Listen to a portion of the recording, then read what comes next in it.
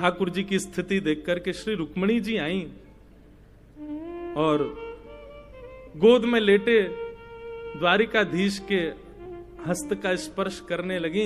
यशोदा मैया को जैसे ही दिखी, मैया बोली, लाला जे लक्ष्मी सी दिख रही है, या कि देखियो केशन में कछु चमक रो है, या के घरे में ऐसा सुंदर नवलखा को हार लग रहा है, भैया ये लक्ष्मी सी दिख रही है, लाला जे कौन है?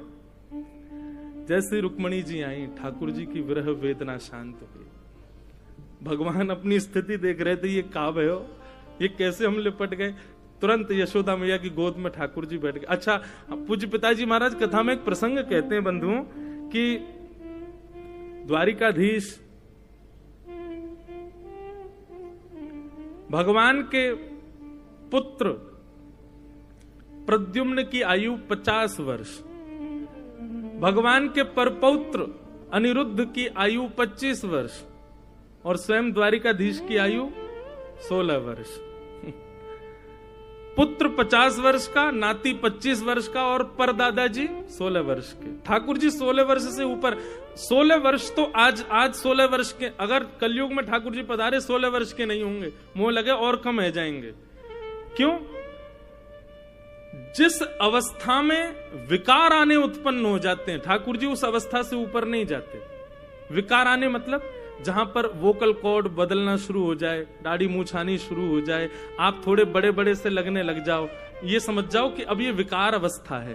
ठाकुर जी उस अवस्था में कभी नहीं आते। ठाकुर जी सदा सहज अवस्था में रहते हैं, बाल अवस्था में रहते हैं। तो ठाकुर जी यशोदा मैया गोद में ही बैठे और मैया से कह रहे, मैया जे तेरे ही यमुना में दीपदान को प्रताप सामने बैठो है। यशोदा मैया बोली, मतलब? अच्छा, ठाकुर जी को एकांत में गए हो सिंहासन? नहीं, वहीं चौक में ही बैठे हैं यशोदा मैया गोद में, और चारों तरफ लाखों दर्शनार्थी ब्रजवासी और द्वारिका के लोग बैठे हैं। मैया जे रुक्मणी है जासे मेरो ब्याह भयो है, तेने बड़े दीपदान किए, मेरे लाला की लक्ष्मी जैसी बहू आवे, मेरे लाला की ऐसी बहू आवे कि 4 लोग देख के कहें, अरे भैया ऐसी बहू होनी चाहिए। मेरे लाला की ऐसी बहू आवे कि पूरा ब्रजमंडल युग युगांतर तक याद रखे। देख ले मैया, तेरी बहू सामने बैठी है। एक भुजा से द्वारिकाधीश को हृदय से लगा रही हैं, दूसरी भुजा से श्री रुक्मणी जी को हृदय से लगा रही हैं। रुक्मणी जी के भी नेत्र सजल हो गए यशोदा मैया के अंग से लग करके। खूब स्नेह किया। अष्टपटरानियों को अपने हृदय से लगा करके यशोदा मैया ने जो उनके पास था, कड़ूला, कंगन, हाथ, बोले अब तो पहले तो लाला कोई मुख दिखाई भाई ना, आज ही है रही है तो आज ही।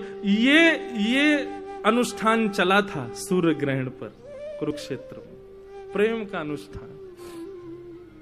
यशोदा मैया कोई को अपनी पाजेब उतार के पहना रही हैं, कोई को अपने हाथन की अंगूठी दे रही हैं, कोई को अपने गले को हार उतार के दे दें, कोई को अपने कानन को कुंडल दे रही हैं। सब मना करें, बोले मैया आपको, बोले नहीं ये मेरी मुख दिखाई है, तू मेरी बहू है, मेरे लाला की बहू है, क्यों नहीं दूंगी, ये सब तुम्हारा ही तो है, तुम्हारे काजी तो मेरे पास है।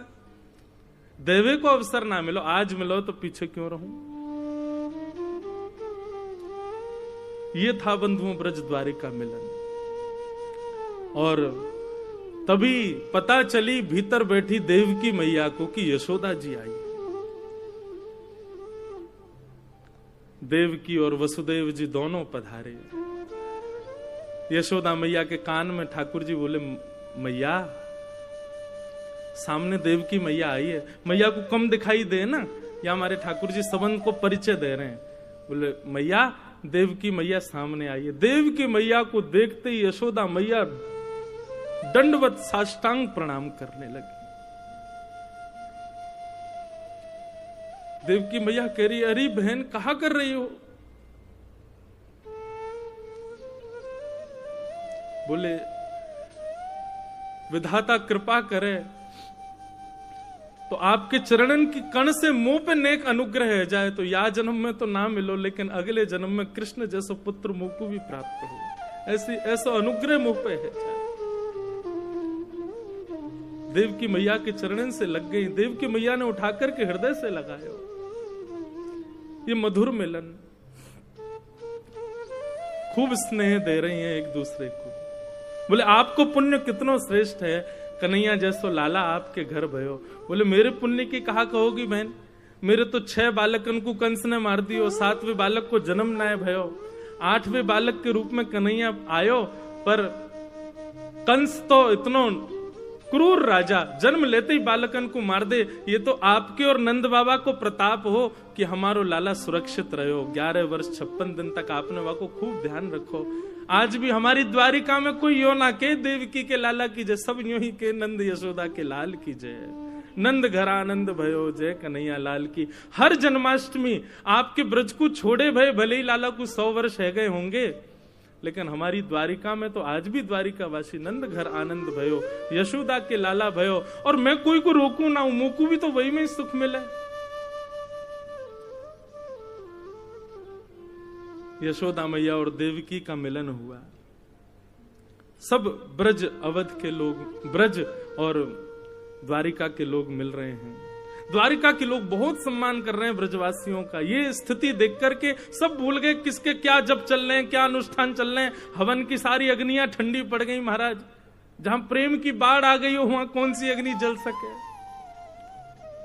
ऐसा मधुर मिलन हो रहा है।